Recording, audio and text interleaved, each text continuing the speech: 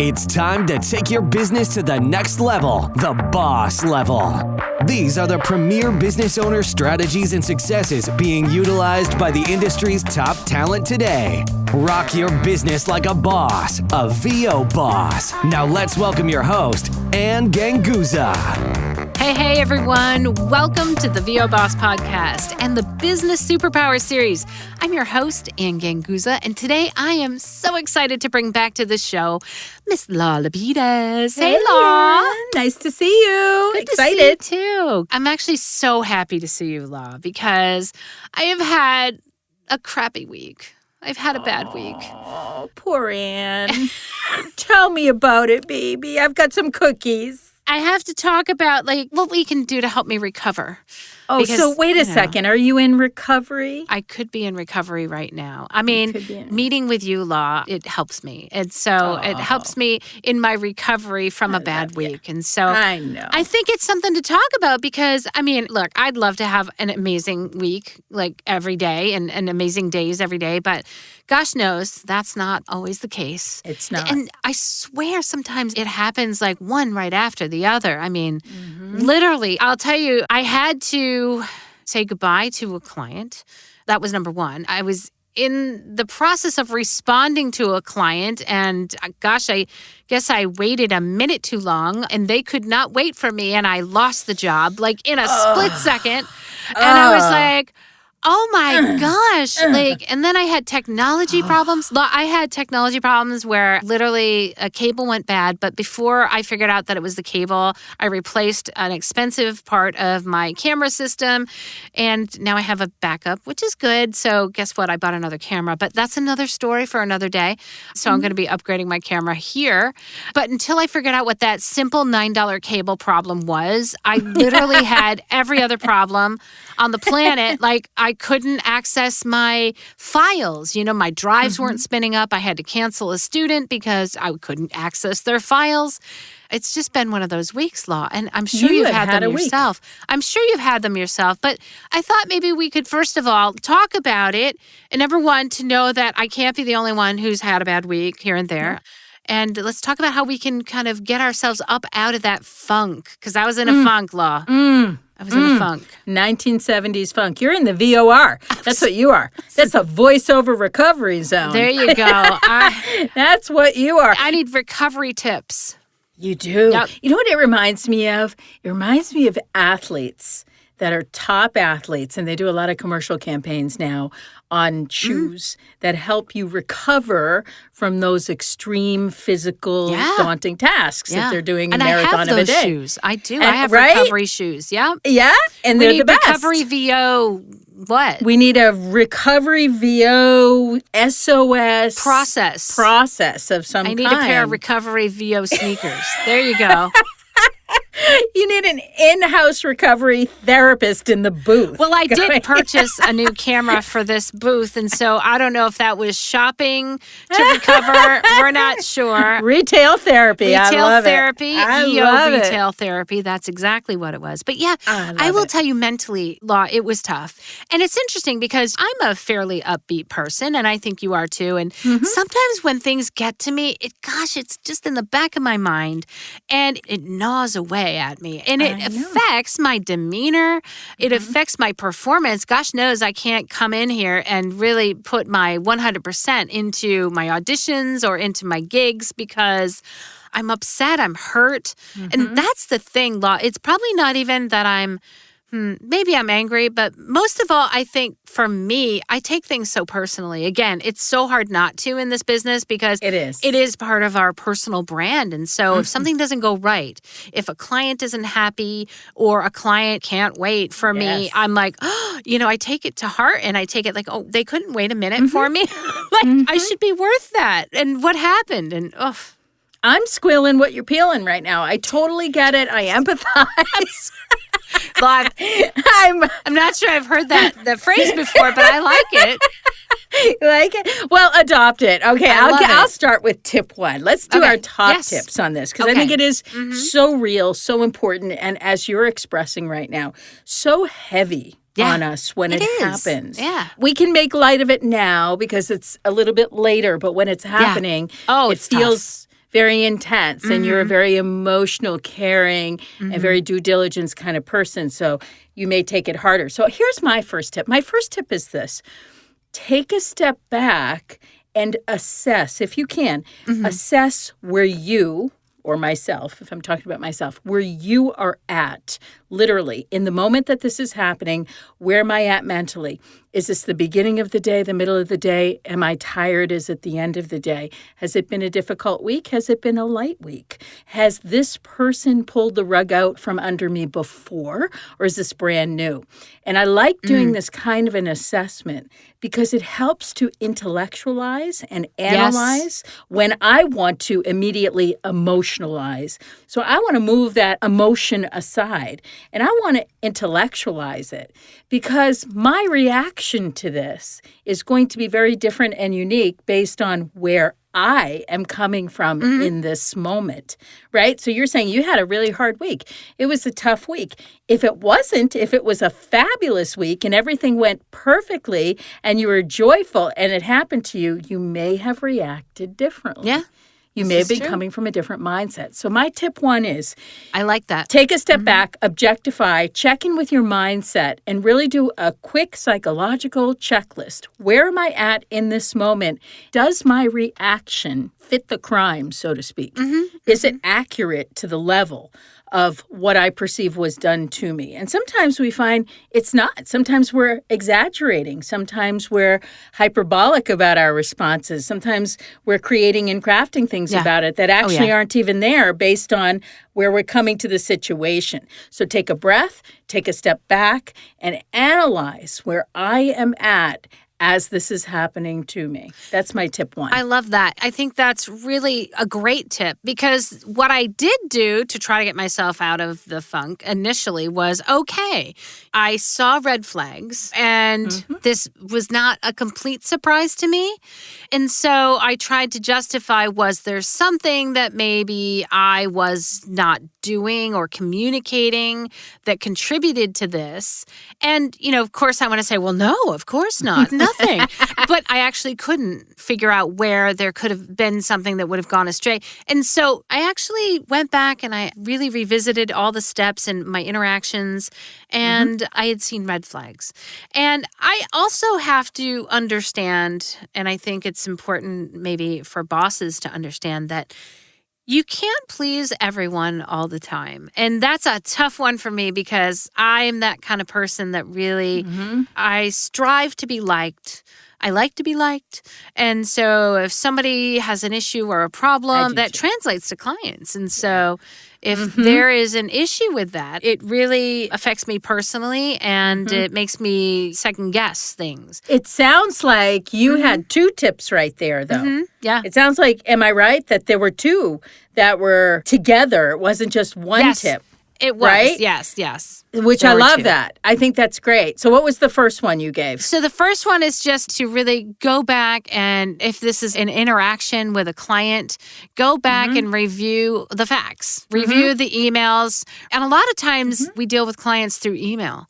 And I really feel that that's hard sometimes to communicate via email. And when there's emotions involved or misunderstandings and going back, reviewing the facts to make sure that there was something that you could have stopped or done differently.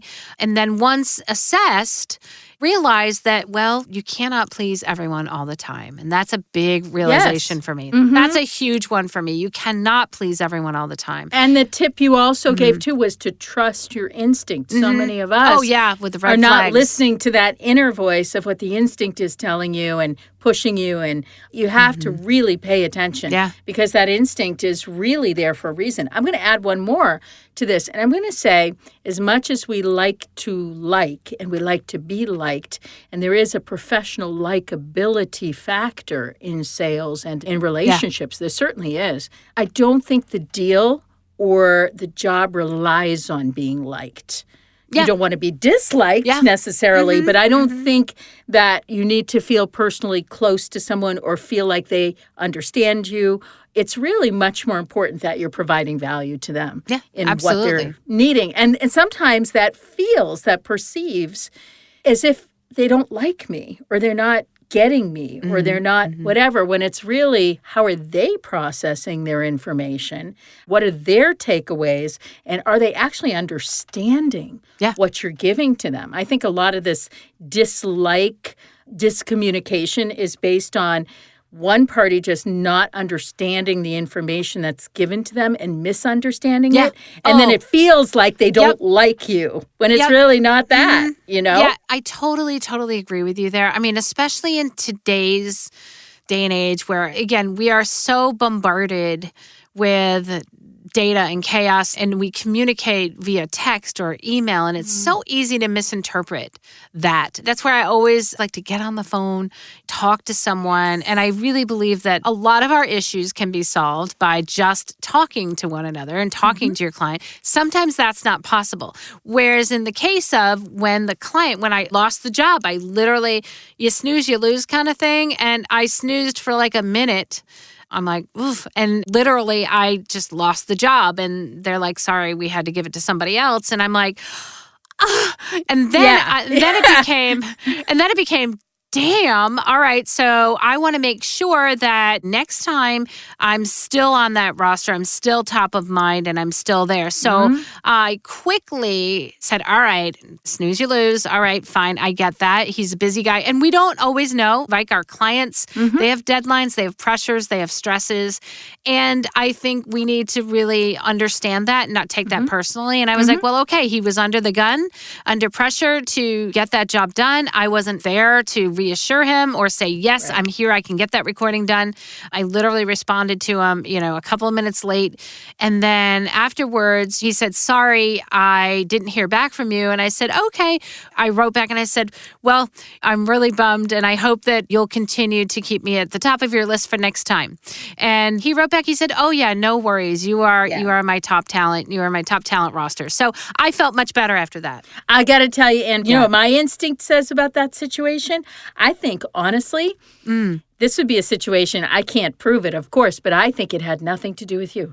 I think because of the time frame you're giving me and how fast that happened, that they went either another direction really quickly or the job went down or they're not going to record it or they had a date change. I honestly, in that amount of time, I don't think they have 5 other people lined up. I think that's what I was like. Really? I think it was a logistical thing that happened that he didn't want to get into. He just said, oh, all for the best. It's okay. I'm all set. And I thought about that too. I'm glad you said that. That's I did what it think feels about like. that too. Yeah. And then I was like, well, that's okay. As long as I'm still top of mind for him and he's still, and I felt good that he responded and said that. So, and that, you're right. That makes me think that, maybe there was something else that happened. I was like, it literally happened so quickly. And I was like, wow.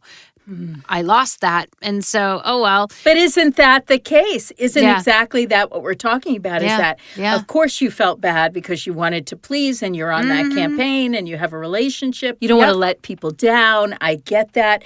But isn't that a perfect case to take a step back and say, that happened in 4.3 minutes. So chances are great. It didn't probably have anything to do with me. And even if it did, it did. I mean, life happens. But chances are great. My logistical power is going to tell me most likely it's not me. That would be a good place to take a step back and to kind of think in that way. Yeah. Right? Yeah. Right. And it wasn't meant to be. And maybe it didn't happen. Yeah. It wasn't meant to be. You're right. You're right. It wasn't meant to be. It happened. And so recovery, I have to tell you, recovery from that one, because I kind of snapped back and said, let me send him an email to make sure, right, that I'm still top of mind and that, so sorry, maybe next time, my bad, and looking forward to the next campaign or whatnot. And the fact that he wrote back and said, oh, yeah, absolutely, made me feel good. And so that was helpful to recover. But again, going through like, okay, what could possibly have happened? And understanding that you don't know, literally. And especially if, obviously, I can't get on the phone and say, hey, what's wrong with him right at this moment? And we can't do that with all of our clients. Some of them we can. I think that for us, for recovery, I think it's important to communicate. And so that would be my biggest tip, really, is when you are having those bad days and it has to do with clients or vendors or people that you're working with. I mean, really, I would say just go above and beyond to try to communicate your feelings and communicate, especially in the business aspect of things. Whether you're hurt or not, I do feel that communication is key. And that's the next tip that you just gave. And it reminded me, the first visual that came into my head is like the circus or Cirque du Soleil. God forbid someone falls or someone gets hurt, whatever. Unless they die, God forbid, or they're really, really hurt. Guess what the families teach in circus school since 2 years old? Get up. Go back right now. Do not think about it. Go and attack it. So what you're saying, which I truly believe if you fall off the horse, is a discipline. Fall off the horse. Do a quick email. Do a quick text or whatever the relationship is. Do a quick, even if it's a client. Let's say a client is unhappy and you're either issuing a refund or you're issuing an apology of some kind, whatever the case may be. Always follow up. Don't get afraid. Don't run away like this is the boogeyman. You know what I mean? Like always come back in a day. Or be angry and not. Or be angry and start concocting a whole scenario. Go back and say, hey, that didn't work well. I think we fixed it. Let me give you something else that you may need. Let's do this again. And I'm telling you, 9 times out of 10, people are pretty forgiving. People are pretty like, oh, yeah, all right, that didn't work well. But all right, let's talk about the next thing. Absolutely. Right? And I think if not, then you've got to just let it go. It's like one of those things. I mean, it can become toxic, right? For you, if you're letting it bother you, letting it affect you, and it really can just become a toxic thing that can build up, and you don't want that. That does not affect your performance or your business in a positive light. And so... Not at all. Not at all. I got one more for you. Yeah. Okay. We always talk about, in this society in general, the idea of self-care, taking care of yourself. I think when you're in recovery, which we're all in recovery just from daily work and stress. I'm glad you brought that up. Yeah, if you build in a care for yourself that is very specific. So whether it's, whatever it is, a massage, going to the nail salon, going to the gym. I sat in the garden lot with the sun on my face because the sun has not come out lately here in California. And I was so happy. I just breathed, pet my kitties, and just sat out there for a good half an hour and just took a break. And you're right. I love the self-care because you just got to let it go. Breathe. And you need recovery time. So like you and I have very heavy days at times. Yes. Sometimes it's going to a movie or having a latte or taking a quiet walk, or there's a gazillion things, or climbing the mountain. Whatever you do, you must make time to do it, because not only is it for your mental health and your physical health, but you have to put things into perspective. And the only way to do it is to step away from it. Yeah. You have to step away. Stepping away, I think, is very important. And I have been guilty of kind of working myself into the ground during the pandemic. I mean, it was wonderful for my business, but for my health and my mental state, it was too much. I've gotten to the point where I'm much better now at kind of stepping away for a little bit of time. Me too. Yeah, and taking those moments to just relax and appreciate. I find that I'm much more productive and I'm much better off when I do that. I've slipped into the pattern before. I've kind of been a workaholic all my life. I know these lessons and I should remember them. But you know what? Every once in a while, we just need to have something kind of slap us in the face and say, Ann, wake up, wake up. It's in your makeup, though. I mean, it's in your genetics. It's in your persona. It's not really a problem per se. It's just something you have to manage and be careful it doesn't take you over. But it's what makes you great also. It's what makes you successful and happy also, right? I also want to mention, too, because you and I do this for each other, and that's what makes us great new friends, and that is have a sounding board, have someone. You were my sounding board this week. You were. A little bit diplomatic. They can be in the same business. They can be in the same space. But someone who's a little bit more neutralized and diplomatic, not someone who's going to get hot and heavy with toxicity, hot and heavy with anger with you. Agreed. Rev you up, get you angry. You don't want that. You want someone to bring you down and make you feel better. I know, like when I always communicate, I just instantly feel better. Yeah. But I'm always like, have somebody that can empathize, not necessarily preach or get you riled up. Or I just really believe that the sounding board, whoever you have, your support group is really helpful and somebody that will understand. And that I think is really great because what is the first thing I did? Well, maybe it wasn't the first thing I did, but I definitely texted you and I'm like, Law, oh my God, here's what happened. Yeah, and it's great. And I love that because I feel like you trust me when you do that. And I feel like I have to honor listening to that without getting overly involved with the emotion of it because you come, or not just you, but anyone who's a friend comes because they want you to save them from that. They want you to just listen or offer a moment of advice. They don't want to get riled up and revved up. So I think that's absolutely brilliant to have at least one person, if not more, that you can do that with and trust that they're not going to go say everything that you're saying to them to everyone else, right? Now because I'm telling you want the bosses privacy. I'm telling all the bosses out there. You want trust. I had a bad week. But you know what? Trust. That's right. That's right. But yeah, no, I think that recovery is important. I mean, this happens to all of us. It gets us. And I try so hard. I'm like, oh, you think I would be over it by now, but no.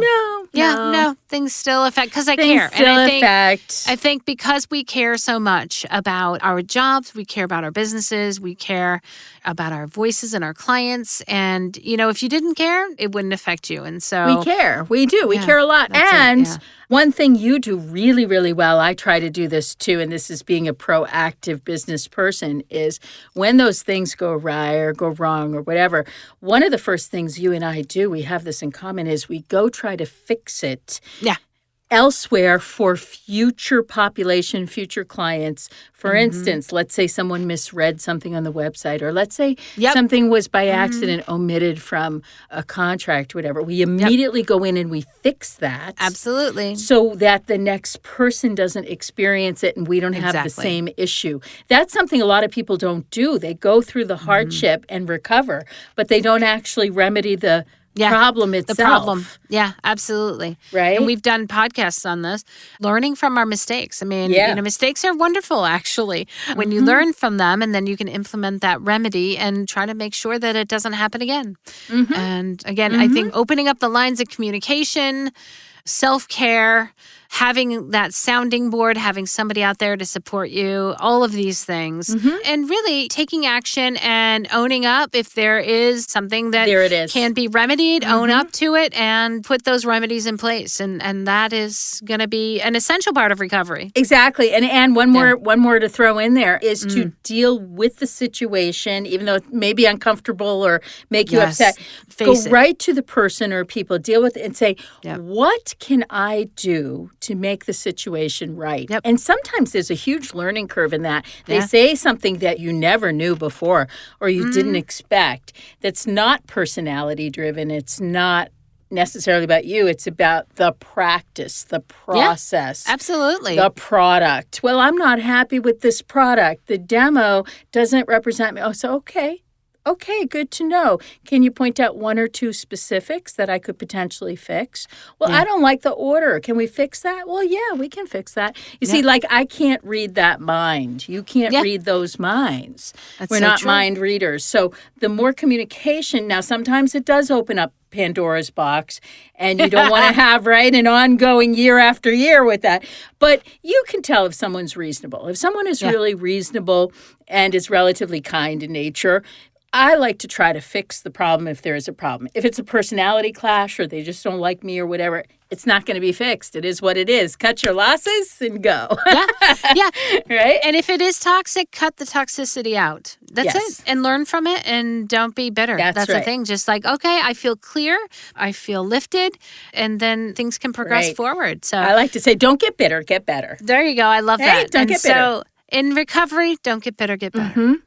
So and one more thing, give yourself a lot of time. Sometimes recovery doesn't happen in a day or two. Sometimes it's a little bit longer. If it's a big loss, it's going to take longer. And this didn't go away right away. I get frustrated at that. I know. I'm that kind of person. Me too. I'm a happy person, and so if I'm not happy and I can't get happy, it's so frustrating to me. That to me is well, I should be able to work myself out of this. I expect so much, right? This shouldn't bother me. And you know what? I have to allow it. I have to allow it to happen, and I have to be okay with that, and I have to give myself grace. So give yourself grace, bosses out there, while in recovery mode. Great conversation. Great conversation. And by the way, your last tip of the day is it's not always based on bad things happening. You have great days and great work days that you're exhausted by and take a lot out of you and drain you. You need recovery from those amazing days too. Sounds like some retail therapy. VO retail therapy, there we go, is in order. Anyways, bosses, do you have a local nonprofit that's close to your heart? And if you've ever wanted to do more to help out, you can visit 100voiceswhocare.org to learn how. Big shout out to our sponsor, IPDTL. You too can network and connect like bosses. Find out more at ipdtl.com. Have an amazing week, guys. Have an amazing week, and we'll see you next week. Mwah! See you next time. Bye, bosses. Join us next week for another edition of VO Boss with your host, Ann Ganguza. And take your business to the next level. Sign up for our mailing list at voboss.com and receive exclusive content, industry revolutionizing tips and strategies, and new ways to rock your business like a boss. Redistribution with permission, coast-to-coast connectivity via IPDTL.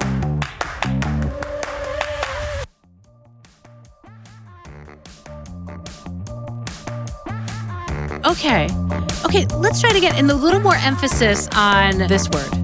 Just really pop that word. Really pop that word.